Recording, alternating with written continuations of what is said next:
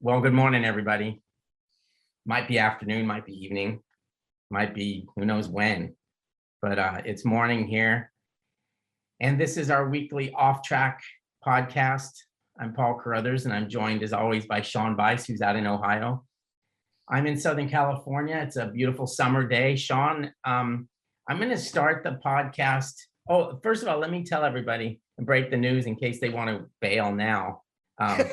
It's just going to be Sean and I today. This is our We Don't Need No Stinking Guest episode. We do them every once in a while. We haven't done one in a long time. And it's kind of fun for us to just chat a little bit. And yeah, we can talk about some different things and obviously focus on MotoAmerica, but we've also got some other stuff I'm sure that will come up. I wanted to start the podcast with an apology to Sean Bice. If you'd have to know Sean really well and either shower with him or go to the same beach that he goes to, or I don't know if he goes to a beach in Ohio, but maybe the swimming pool or something. In order to know that Sean has a Yamaha logo tattoo on his left bicep. It's in the spot normally reserved for like mom or an anchor. And Sean has the Yamaha logo, which is, what are those called, Sean? What are those, the tuning forks? Yeah, triple tuning forks. Yep. The tuning forks that the Yamaha uses for their logo. Obviously, they're not just a motorcycle company. They also produce musical. They also make musical instruments, pianos, guitars, all that stuff. So I, in all my infinite wisdom, I don't know where I mean, I didn't make it up. I mean, somebody must have told me somewhere down the line that Sean actually had the incorrect logo on his tattooed on his arm, and that it was the musical. If there was a difference between the music department and the motorcycle department, their logos were somewhat different. Apparently, I don't. So anyway, I somehow, being the rumor monger that I am, spread that to like the other guys in our team not so long ago. And Sean corrected me and said that actually is the correct Yamaha logo. I'm not going to argue with him, but I will tell you that it kind of got me interested in the Yamaha logo and the history of it. So I did a little research this morning, Sean. Hey, good. And I'm sure you've researched the crap out of this, but it's kind of interesting. If you look, I mean, this thing goes back to 1898. Yep. And the 1898 logo looks like a sonogram of baby in mommy's tummy. Yeah, it's very weird. Right? Yeah. It's a little odd. And then 1916, it actually starts to take on the tuning forks, and it goes through a bunch of different, alliterations of it. Is that the right word? Yeah. I think. And it ends up with, there are two logos though. There's apparently a Yamaha Corporation logo and a Yamaha Motor Co. logo. Correct. So you do have the Yamaha Motor Co. logo. Absolutely, without question. You are correct, and therefore I apologize to you, Sean Bice. Well, the funny thing is, I didn't even know anything about this until I think you matter-of-factly mentioned it one day, and I was like, "Wait, what? What's?" and I always remember this when Jim Rome, who most people know is a sportscaster, famous for going after Jim Everett that time on ESPN, but he had Evel Knievel on one time, and I remember he asked Evel Knievel, he basically said, why do you jump these bikes? Why did you try to jump the Snake River Canyon? And there was a long pause, and all he said was, "Do you know who the hell I am?" And I say that to my wife once in a while when she asks me, like, why did you do that? And that happens fairly often. And I just look at her and go, "Do you know who the hell I am?" And it's kind of the same thing with the Yamaha logo, not only with the fact that it's Yamaha, but Paul, as well as anybody, I'm absolutely obsessive compulsive about everything in my life. And my God, if I had the wrong logo on my arm, that thing would have been gone. Well, it wouldn't even appeared on my arm. But the funny thing about it is, I've had it on there for a while, and I got it. I mean, I am very fond of that brand, but it's pretty high up on it's actually way up on my shoulder, really high, about where you said a mom or an anchor would go. And I did that on purpose. I always thought, well, it's kind of under my shirt, and I don't go to the beach. I don't go to the pool. I don't take my shirt off. Let me put it that way. And I'll never forget when I got the logo, even with Pam, my wife, it was like a week before, no, it was a couple of weeks, I think, before she even knew I had it, because just when I would, doesn't that sound weird? I mean, we do sleep in the same bed and I do sleep without a shirt on, but I kept getting in bed, like by having my left shoulder, which is where it is opposite of where she was. So one day, the funny thing is that she discovered it because one day I got out of the shower and was walking in the bedroom, and she was hiding in the closet. Now, this is what she does. I mean, she was going to jump out of the closet and scare me. Well, she jumps out of the closet to scare me, and before she even got the scare part out of the boo or whatever out of her mouth, she said, "What's that on your shoulder?" So she knew what it was, obviously, but oh yeah, Paul, I mean, that thing is so precise. You wouldn't believe it. When I went to see the lady about the tattoo, I made sure there's actually in the center of the logo, there's actually a hexagonal shape to it. And it just happens to be the way the three tuning forks come together. But I'm so fanatical about that logo that there was a long time where, like, when I would see it, sometimes happens that teams will put not only they'll put the wrong symbol on the bikes, but they also put the wrong logo type, the lettering. The M is different, as you discovered. The descending part of that M in the middle of the logo type, the name Yamaha, doesn't descend all the way to the baseline for the music logo. And the reason, because it's M for music, obviously. And then there's not a real subtle difference on the logo type, the tuning forks that I have, but it's enough so that it just jumps out at me. And teams will get graphics kits or whatever from who, I know for sure Chris Cruzel with Drip and Wet always gets it right, but there are some teams I'm like, that's not even the right logo. And I see it on a bike or on leathers, and it drives me nuts that they don't have it right. And I'm thinking, well, Paul had a good story. I got in an argument one day with a Harley guy because I didn't think he was using his front brake enough when I saw him in traffic. So at any rate, Paul, I got in a little argument with him, and I went to show him my tattoo, and you had the perfect line about what I probably should have or might have said to the guy. And what was it again? I don't remember. Oh, this is where you said, "Hey, you want to see my baby grand?" Oh, that's right. And we said that when we were at that ridge, and it's like, it's so funny because it's like the guy, actually, I don't think I did show him my tattoo and say, "Hey, I ride too," and I don't think he even knew what the hell the logo was. But at any rate, I accept your apology, and I can't believe it even came up. And the funny thing is, I don't really show many people the thing, especially now that I'm with MotoAmerica, because one of the things I discovered working with MotoAmerica is I used to be pretty brand loyal, but it isn't about the brand for me anymore. These riders can ride anything, and these teams can work on anything. And I still care about the brands and the motorcycles and like them a lot, but it's really expanded my mind. MotoAmerica's got me to be a fan of just motorcycles in general. And these riders, I used to care who they rode for. Now I don't. Now it's just, the personalities of riders, whoever they ride for. As I say, I love everybody, every rider and every person in the paddock. I love that guy. But it doesn't matter if they're Yamaha or not anymore.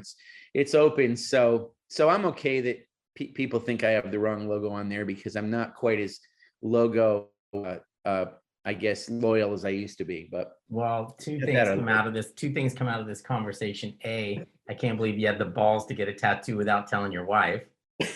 And B, I picked the wrong guy to actually think that he would have the wrong logo. So, oh yeah, no doubt. Yeah, it's cool. It's good that you have it. I don't have any tattoos, but yeah, it's cool. And anyway, I apologize for having that wrong. So, what do we want to talk about next? I want to talk about MotoAmerica. What do you want to talk about?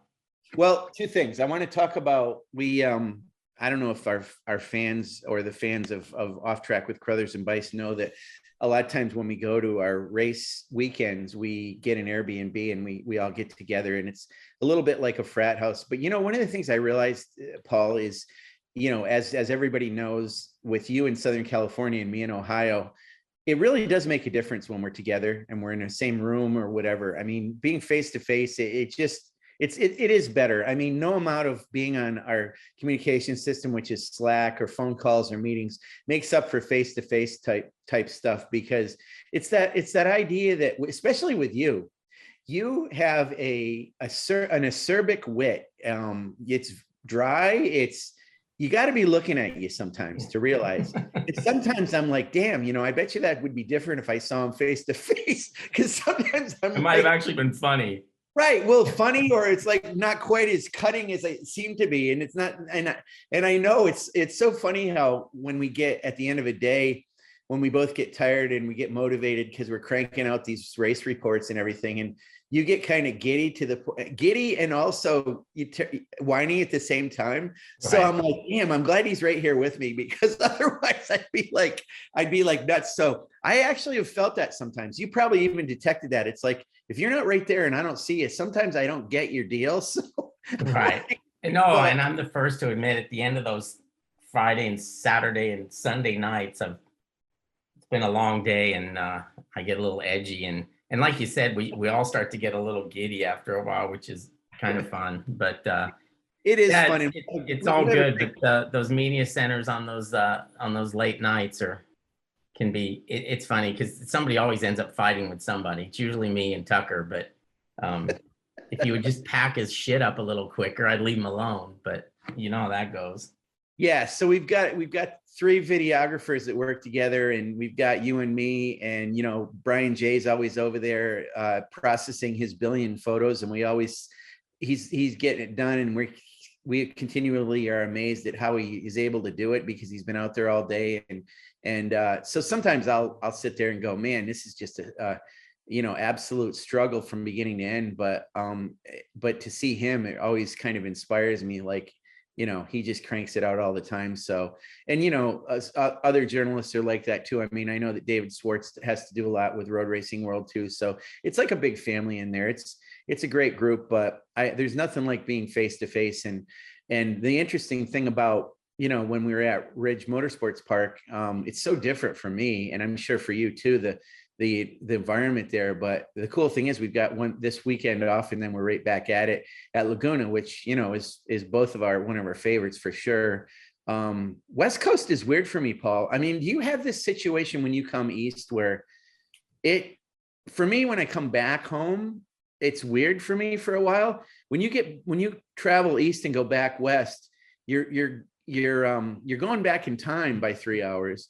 But do you get the jet lag going home or coming out? It's a little bit of both. When I go out that way, usually like the first night, it's hard for me to fall asleep. Yeah. Then I end up staying up so late, it kind of rectifies everything the next day because I'm so tired. Staying out here obviously doesn't have a time change difference to me. So it's a lot easier. And then when I come home from the east, I just have to make sure, like, that first night I don't fall asleep at 8 o'clock or something ridiculous. And then usually I'm okay, but I kind of get used to it. And it just depends how long you're in each place. We're usually there like Wednesday through Monday. Yeah. So, you kind of start to get to the point where you're used to the new one, and then you got to go back to the old one. But shit, it's only 3 hours. I mean, these guys that do, worldwide trips, I mean, those are really difficult when you start going to Australia and things like that. But so we have it pretty good, but it takes a little getting used to. And when I come home, it takes me, a couple of days to get back to normal. Yeah. And, you mentioned that about people that go to Australia or whatever, or around the world, where it's a different day when they get there. And it's not quite that way with Danilo Petrucci, but one of the things I talked to him about at Ridge is he had kind of given us an indication that he was going to be going back to Italy a couple times in the beginning of the season, but as the season wore on, he wouldn't be going as much. And he's admitted that he's gone back home more. It's the adjustment's a little bit different for him, although he did say between Ridge and Laguna, he's not going to go home. But by the same token, I mean, I think it's interesting that he needs to get that home base thing. And he seems to be quite a bit of a homebody. I mean, that's something we found out about him, don't you think? Yeah. And I think, I mean, I think his schedule somewhat changed when he got injured at VIR.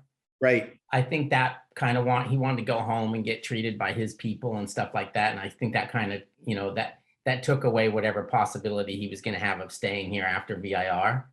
So I think, some of that's caused him to go home a little bit more than what he originally planned. But I also think, from talking to him, we had him on the podcast, Yes. at the Ridge.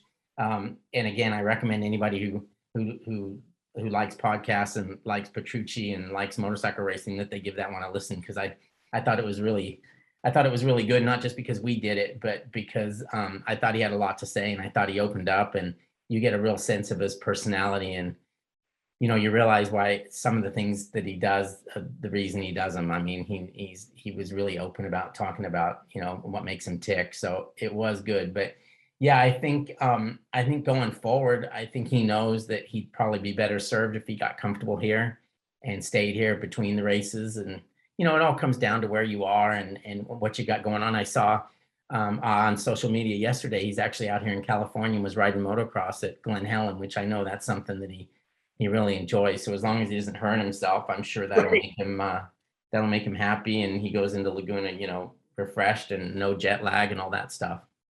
Yeah. It's strange. So at the beginning of the year, we met him, talked to him, liked him a lot. Then we had the situation with VIR, and we were kind of wondering like, what the heck is going on? And then we had him on the podcast, and I think you feel the same way I did. Is he was just a delight on that. And he openly admitted, he gets frustrated sometimes and takes it out on the track.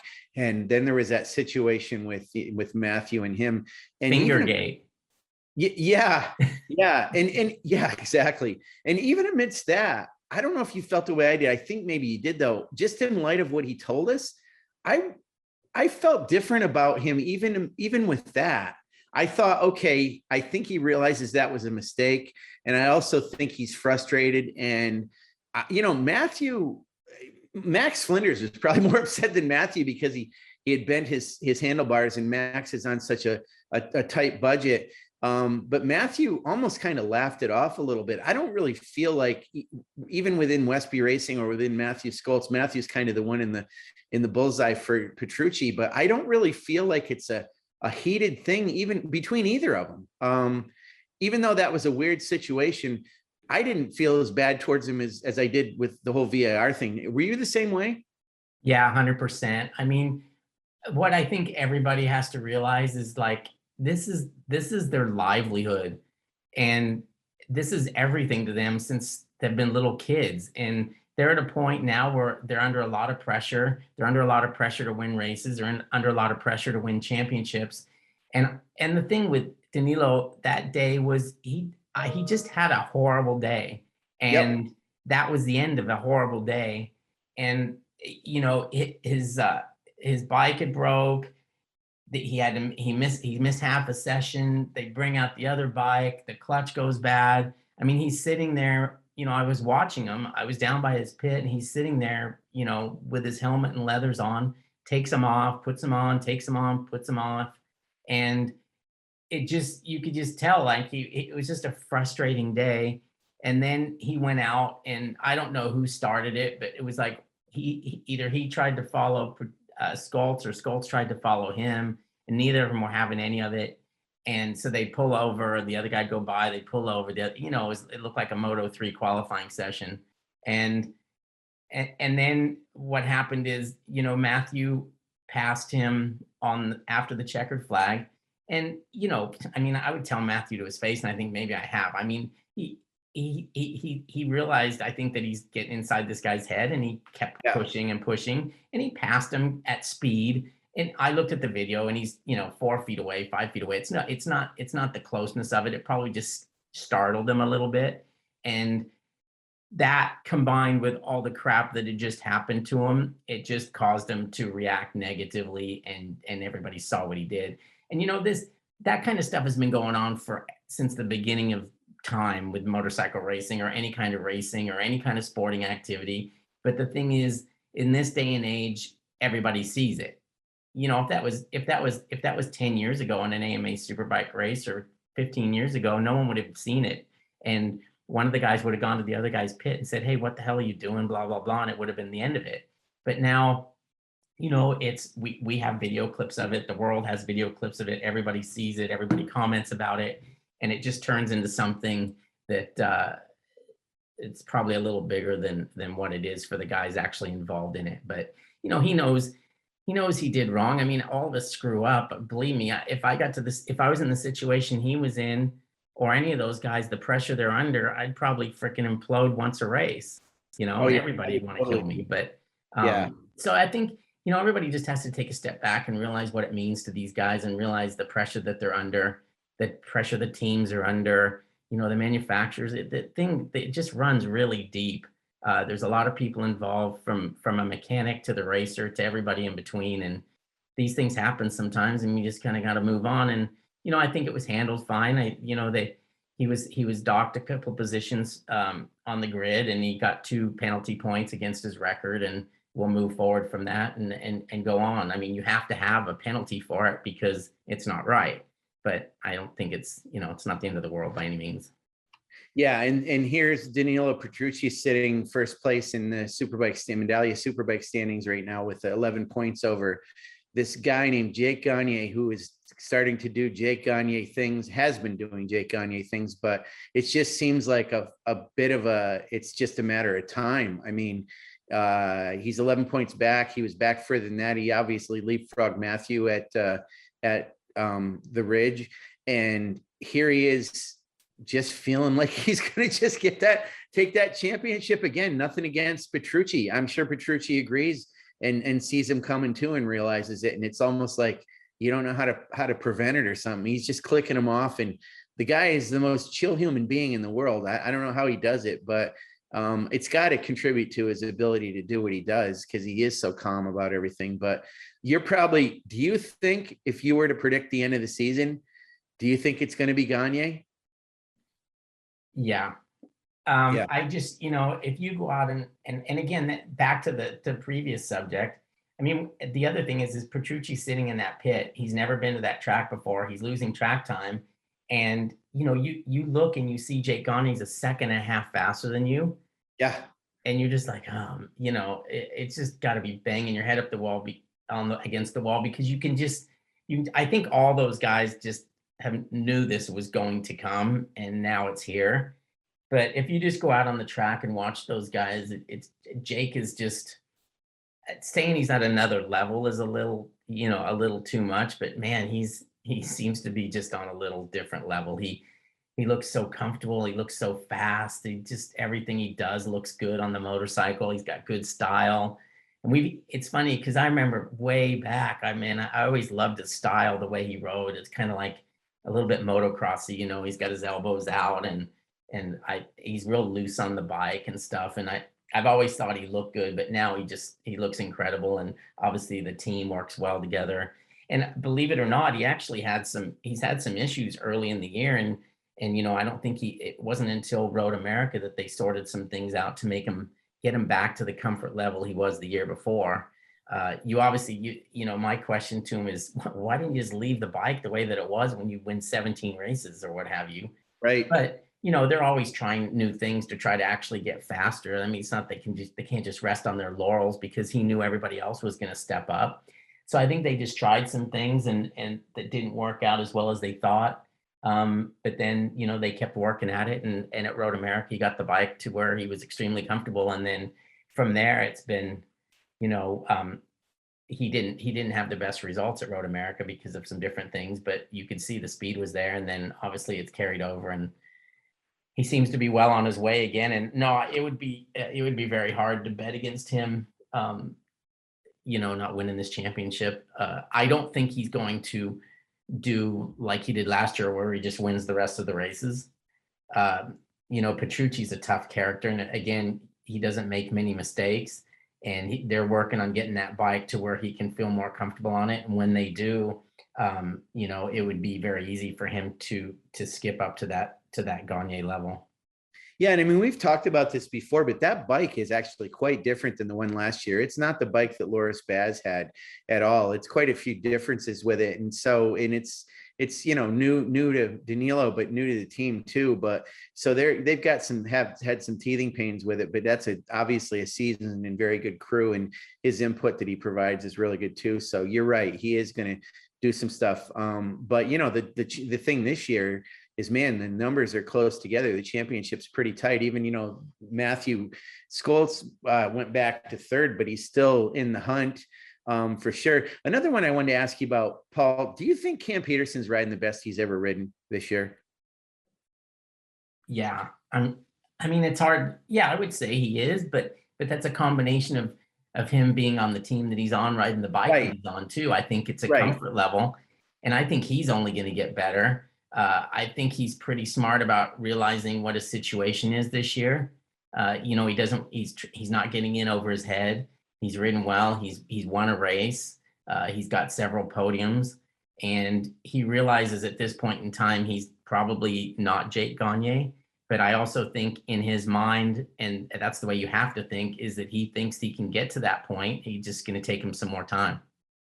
Yeah. And I mean, you think about Jake a couple of years ago. I mean, we knew Jake was a great rider.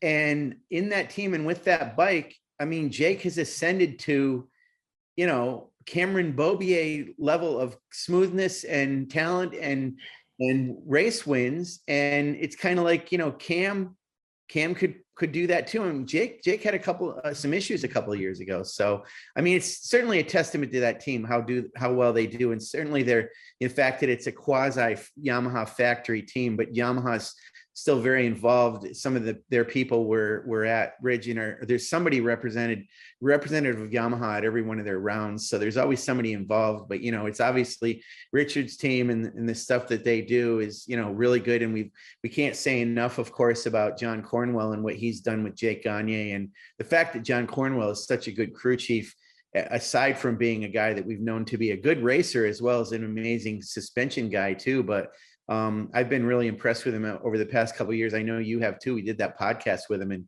one of the best we've ever done. So he does a good job with Jake, and you even see it on Inside MotoAmerica, Pressure to Rise, I should say, the Pressure to Rise program, that you see him talking, and he's got a lot of insightful things that is fun to watch on there.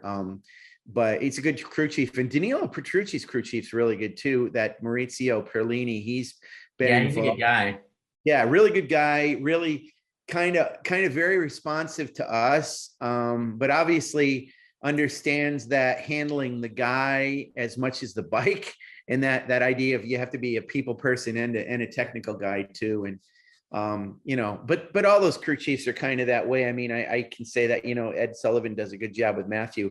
I heard something interesting about Matthew Skoltz. So they've got a different data guy there, and I'm not going to cover up the fact that it's Vito Bolognese. He's a really good friend of mine, as you know, Paul, and I know you know him well. He's back in our paddock again. He works for Morelli in Detroit, but he's been involved with Yamaha. He's been with Ducati. He knows most of the guys on the Ducati team. He was with Ducati year before last, worked with that team. Or was it last year? No, it was last year. He worked with them. He was a consultant for them. So he knows what he's doing. And he said something to me. I talked to him after this round, and this is kind of cool, Paul. He said two things to me that I know, but to hear somebody say it is interesting about Matthew. Matthew carries more lean angle than almost anybody he's ever seen race. That's kind of what Vito said. He said his lean angle is crazy. He said his lean angle is crazy, and his kind of on and off the throttle is so abrupt that it's almost like he needs intervention that he didn't have a couple years ago. They didn't have a full suite of electronics, but he relies on that because he gets on and off the throttle very, I guess I would say violently. So that's something that they really need to work with. And I think he trusts his electronics so much that, he's not going to high side that bike, even though he's got it leaned over, doesn't have a lot of tire on the ground. But we see it, right? I mean, sometimes you think it's just because Matthew's so tall and gangly, he looks like he's leaning over far, but it's actually true. So I thought that was interesting. Yeah, that's kind of cool that he told you that stuff. But yeah, I mean, Matthew rides hard, and I think that team does a really good job with what they have.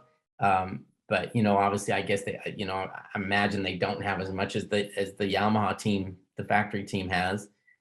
It's you can tell some of those guys in the paddock. It's like I always think of Stamboli with this, but it's like if you gave him $10 to spend on racing, he'd spend 12 if that's what it took to win.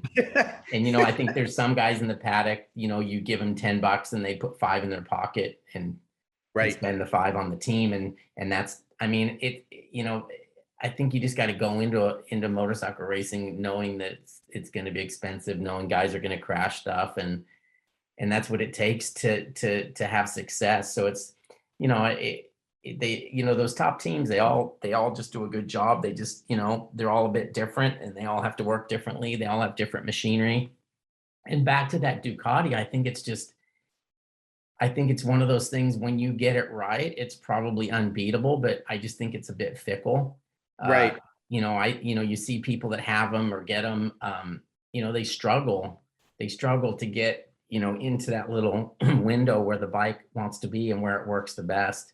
And that's what I think the team, HSBK team, is doing now, is trying to get that thing to the point where it's as racy as it should be. And I think at that point, we don't, you know, what Petrucci's capable of. I don't think we've seen the best of him yet. So we'll just have to see what happens with it all. Yeah, I don't think so either. And he definitely said that, you know, since he's raced at Laguna, he's looking forward to that track, that it's one he hasn't been. I think he said 2013. He hasn't been there in a while, but at least he knows which way it goes and what it's all about. So, you know, we'll have to look to see where he's at with that. But, you know, another team and a rider, and I was talking to, it sounds like I'm name dropping right now, and maybe I am, but Right. I was talking to Michael Kiley, who's the owner of Tytler Cycle Racing, and man, that guy is all in. I mean, to be from last year, he sponsored basically Larry Pegram Racing, that a Ducati V4R at Road America. This year, I mean, the guy's got two teams. He's got obviously Hector Barbara and PJ Jacobson on the Tytler Cycle Racing team, and then he's part owner of the Tytler Cycle Ride HVMC that has Corey Alexander and why am I losing my mind here? Oh, Travis Wyman, and then also Zach Schumacher, who races Stock 1000 and Superbike Cup. I mean, that's a lot of riders. I mean, the guy, they're really all in, and to see that footprint that they have in the paddock. And Hector is quietly doing his thing, and he's in 5th place. So, you know, he's right up there too. It's a pretty good testament for first year for that team, and you know, new bike, that BMW is a high strung motorcycle too, I guess you could put it that way. So, I'm glad to see that. Yeah, they're doing really well. And I don't know much about that motorcycle, but I have a feeling maybe it's not high strung. I have a feeling that it's more like in the Yamaha realm of things, where, I think it is. If you and I went out, that's the thing. If you and I went out and bought an R1, or if you and I went out and bought a Panigale V4R, I think, and we did track days with it, I think we'd instantly go faster on the Yamaha because it would be more comfortable and easier to ride. Right. But I think that maybe if we got to the point where we actually knew what we were doing with tuning the motorcycle, maybe at some point we'd be faster on the Ducati. But I think that's kind of how it works. And I haven't ridden BMWs in a long time. But I kind of put them more into the Yamaha category, as far as, you know, at least, you know, when you go buy one, they're pretty smooth and easy to ride. Well, they're super fast, that's for sure. I think what I'm pointing out more is this fact that they put these electronics on them, and those guys, you know, it's a big task to get the electronics to work right with the bike in that M model. It's still fairly young anyway. So I think they might, you know, have been working things through with that. But it's funny, we talked to Hayden Gillum a little bit, who's racing in Superbike as well for Disrupt Racing, and is doing real well in Stock 1000. He's got a bike that he basically doesn't have any electronics at all. They kind of turned everything off. Isn't that kind of accurate to what he told us? Well, at least he turns off the launch control, launch control stuff, because he's messed it up so many times. He's better off just going old school and turning it off. And yeah, I mean, it's just different. Like you have a guy like Matthew, for example, you know, with the information that you just told me, and that's a guy that just has grown up basically with motorcycles, with electronics, or at least adjusted to them really well, and has the utmost faith. And then you have a guy like Hayden Gillum, you know, he's a dirt tracker, he's this and that, he's kind of old school, and he probably is at his best, you know, with minimal electronics, to be honest. Yeah. I have to repeat this. This made me laugh. I was talking to him in the paddock over the weekend, and I don't even think I asked him this question, but he kind of gave me this answer like, yeah, I'm married now and I've got a baby. So, he kind of implied like maybe he's not as aggressive as he had been. And then he has that crazy situation in the Stock 1000 race where he almost took, he went right across the track, and I know he scared Corey Alexander quite a bit, but they ride close enough together that it worked out okay. But Corey agreed that he thinks he's still kind of going for it. So yeah, I think what Corey said in the press conference was very accurate. It's like, when you're in the situation that Hayden's in, or any new father, or any father for that matter, you might not take the extra risk to go from fourth to third. But when you've got an opportunity to win a race and keep your lead in the championship, or what have you, that I think a lot of that stuff goes out the window. Like, the thing is too, people always say, well, they've got a kid and it's slowing them down and this and that. You always have to I always think to my dad, and what he did, and he had kids, and it's just more mouths to feed, and you've got to make more money, and you've got to, the results are more, you need the results more than you do if you're by yourself.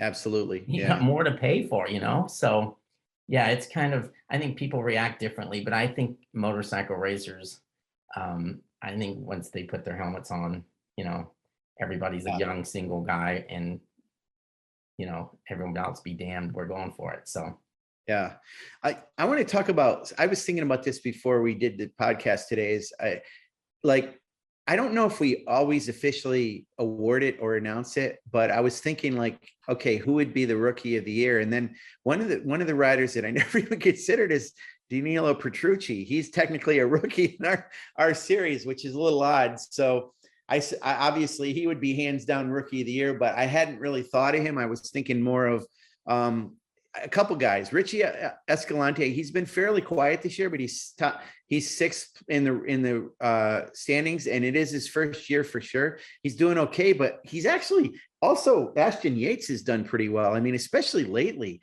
And you had pointed out in your report from Ridge that I think on Sunday, that was his first crash all year, Ashton, on that bike. So he's definitely salvaging the equipment that Scheibe Racing has to work with. But I don't know. Richie, Ashton, would you even consider Danilo Petrucci a rookie? No, I think when you come in with a resume like he's got, you can't do it. It just doesn't equate to being a rookie. Right. It'd be like, if Valentino Rossi came over, would he be a rookie? It's like, at some point you just have to, I think a true rookie, obviously Richie Escalante is a true rookie. He's moving up from class. I think he's doing really well, but I think he's also showing what a big jump it is, because his super sports success was, unbelievable. A champion, and then, runner up, and won a ton of races, and obviously was one of the two guys to beat in that championship. So yeah, he's a true rookie, and I think his results have been good, but I think he's also, they probably don't seem that good to him because he's probably a bit impatient, as most of those guys are. But I think if he'll get things sorted out. He's just got to, keep plugging away. But yeah, I would say that he would be, he would be my top rookie in that class, as far as looking at what people have done based on their experience level. And, talking about that Vision Wheel M4 X-Star Suzuki team, it was such a bummer about Jake Lewis breaking his thumb. And it was a weird crash. For hopefully the listeners have seen it. We've put it up on social media, or it's been on our Live Plus or any of our replays of the racing. But for him to come out of that breaking his left thumb seemed so odd to me. He looked like he was the right side of him, and he went like right across the track. And this seems to happen so often when these guys go down. They go in between bikes, and it always is like, well, that could have been a lot worse than it was. And I'm not trying to lighten the fact that he ended up with 2 broken bones in his thumb. That's bad enough, but it's just a bummer about him because, he's such a good guy and a leader in that team. And, they had put David Anthony on the bike on Sunday, and are planning to, figure out what they're going to do for Laguna and haven't decided yet. I don't think, or maybe at least haven't announced it. But we're so happy that Jake is, we've chronicled it before. He was on the couch and mowing his lawn or whatever, and he's full on now, and now he has this situation with the injury. But hopefully he'll be back sooner than later. Yeah, he's good guy to have in the series, and he'll be back. He's so low key and mellow. It's like he's not freaking out about anything. He's like, it makes sense for me to come. He really likes Pittsburgh, and he's always done well there. So that's right.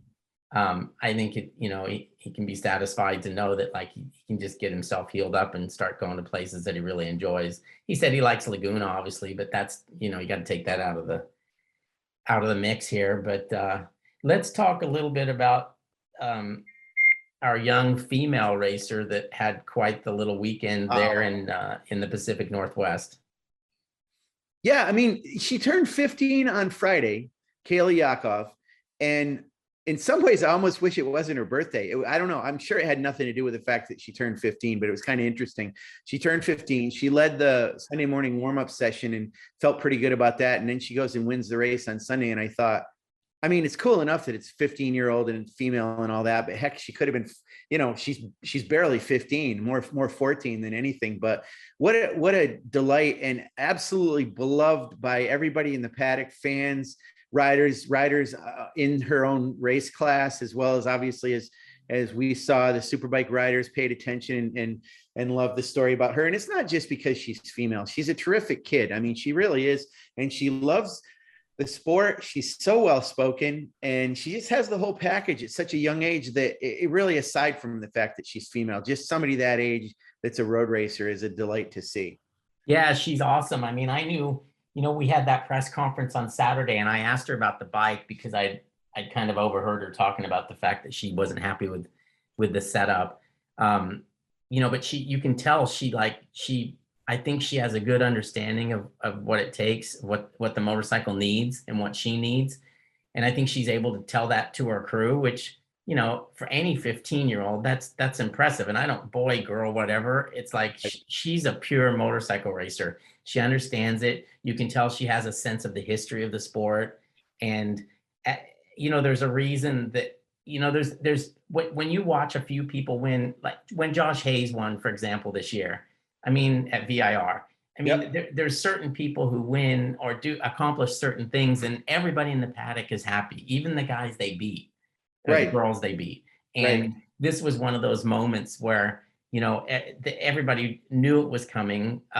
We had that issue at Road Atlanta where she got docked and the victory was taken away from her. So we all knew it was capable. She was very capable of it, and that it was going to happen. It was just a matter of when. And it happened then. And I mean, she's only, I think she's 8 points away from being in the lead in the championship. And if you look at the results, I mean, she's racing at the front every week. This isn't some one-off, it was, hailing, or it was raining, or everybody else fell off, this is what she does every race. She competes with these guys. And this time she basically went out and she held her own for every single lap. Nothing was gifted to her, which is what I liked about this victory. And it's cool because, the guys that were with her on the podium and in the press conference had nothing but nice things to say about her. And they said that, that nothing could have changed the outcome. She was just better than them on that day. And that's kind of how you want somebody to get their first win. And she did that. And, we'll go to Laguna Seca and she'll run at the front, and she'll run at the front for the rest of the year. And she's got as good a chance as being champion in that class as anybody else. So, kudos to her. And obviously we love her because, she is, like you said, she's very well spoken. She's very polite. She's willing to do any media stuff that we need her to do, and she enjoys it, and she does a great job. So she's the full package. Yeah. And on top of that, of course, there's the fact that she has, she had crashed at Road Atlanta, I think it was, and she has a torn ACL and a torn MCL. So she has no stability in her leg and has a brace on it when she's not on the bike. And I ask her, like, how do you get your knee down? And she goes, I don't know. I just do it. And I think she just blocks it out of her mind and handles it. And she's going to have surgery at the end of the year to get that fixed, just like a football player would. And I know she's not running patterns or, you know, out carrying a ball in a football field, but she's certainly exerting herself with a pretty significant injury in her leg, and just is making that happen. So that's a kind of an asterisk or a footnote at the bottom of that, you know, she's riding injured and like it's not even injured at all. So it's she's tough too, I guess you could put it. So yeah, and I mean, in closing, it's, you know, this season has just been so good in every class, and I don't know. I mean, I would tell everybody west of Ohio to make the trip to Laguna Seca, because if you haven't been there, it's a wonderful place. It's a great part of the world. The racetrack's awesome. The races are always good there. And, you know, our championships, it's 11-point difference between first and second in the Superbike championship. It's just 2 points between 3 riders in the Junior Cup that we talked about. You know, Stock 1000 has turned into a battle. I think 8 points between those guys there. It's just, and also, you know, the baggers are back, which the popularity of those has just exploded. We've got the hooligans. It's just going to be, you know, you hate to say that any one of our races is the crown jewel, because we have so many that are so good, but Laguna Seca always ranks up there as a don't miss event. So I want to tell anybody that's even thinking about going to just get on their motorcycle or get in their car or truck and start driving, because it's definitely worth it. Yeah, it's going to be something to look forward to. And like you said, with baggers and hooligan there, we're calling it a Moto Fest, and it sure is. I mean, there's a lot, all the championships are tight. Even in the ones that are only with us, like baggers and hooligan at certain rounds, but we're gonna have a good time there. It's my favorite place to go. It always has been. It's going to be awesome, and you know, I'm excited too, Paul, because we saw what our main man Wayne Rainey did over at the Goodwood Festival of Speed, and he's going to be there. I can't wait to see him, and of course I got to calm down on the questions I need to ask him about the jetting on that bike, because it was smoking pretty good, but he handled it well. And just the fact that he upshifted with his thumb and downshifted with the clutch hand. I mean, I don't know how he figured that out and made it work, but that was so cool. And, you know, Schwantz and Doohan and Roberts and Danny Pedrosa and everybody was there, on top of everybody else that we saw if you watched their feed or anything on our MotoAmerica TV. I mean, there were so many racers from all over the world, past, present, and future, motorcycle, car, everything else that were there. And man, it was a proud moment for us to see our president and that 3-time world champion Wayne Rainey making it happen like that. It was something to see. Yeah, it's funny because there's so much of it on social media, and I could click on a video of him riding the bike now and I'd still get goosebumps. Oh yeah. It's really weird. I'm so happy for him, because I know that I think it was something that he wanted to do for a long, long time, but just kind of always was like, oh, it's not possible. It's not this, it's not that. And I think he kept pushing it to the back of his mind, but it was always in the back of his mind. And then when he was able to do that stuff with the street bike and then Suzuka, I think that really hit him, that like, hey, it would be possible for me to do it on my GP bike, which would blow away anything else that he's ever done. And he was able to pull that off. And I mean, that I know he was, I know it kept him busy, and I know it was on his mind a lot before he went. And I know there was a lot of people that helped him get to the point where he was able to do that. But I think it was just fantastic that he did do it, and it makes me proud of him, even more proud of him than I always am. So yeah. So he'll be at Laguna at the track with a curve named after him, Rainey Curve, and he's obviously did so many great things at that track too. So he's going to be a conquering hero coming back in there as if he wasn't already. So it'd be great to see him there. That's another reason to come to Laguna Seca too. So we got lots of reasons to come there. And I think I want to mention too that I always want to put in a word about corner marshals. Some people think, oh, well, we're doing this because we're in desperate need of corner marshals. Well, we do need them, but we've always needed them. So, we're trying to help out as much as we can. And I'm going to do a story pretty soon with a testimonial from one of the guys that was a corner marshal up at Ridge, and I continue to say it's the best seat in the house. And we've got rounds coming up back this way. We're going to be at Brainerd. We're going to be at Pit Race, New Jersey, and Barber, and lots of chances to do corner marshaling. And there's some paid options as well. If you've never done it before, it would be volunteer, but they'll put you on the grid to help out with things. And it's just great to be part of it and join us. And there's a lot of camaraderie in our group, and you guys can be part of that too. So I just wanted to get that in as well. But Paul, I mean, we did it, just you and I, and you know, we went through it, and we still had a lot to talk about, but we're gonna have to stop, I guess. So yeah, and you've only got a week to do this, but if I was you, I would just be doing one arm curls with like 20-pound dumbbells in the left arm, because think how many people now are going to come up to you at Laguna Seca and say, let me see that goddamn tattoo. Hey, did you have anybody, I didn't ask you this. I had a couple people come up to me at Ridge, and, you know, they just said they would listen to podcasts and stuff.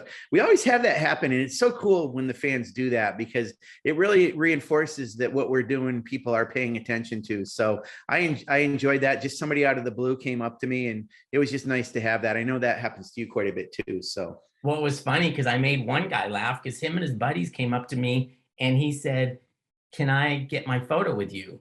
And my response was, why? Yeah, they did. Right? They made the same guys that did it with me. Yeah. So I was like, what? They couldn't believe that I said that. But I honestly, I'm like, why the hell do you want a photo with me? But anyways, I posed for a photo, and it is cool that we have some listeners in there.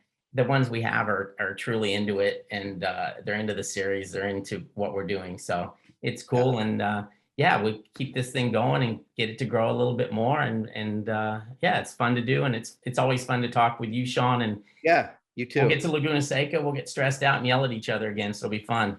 There you go. That's what it's all about. All right. All right. We'll see you next week. Okay. Thanks, Paul.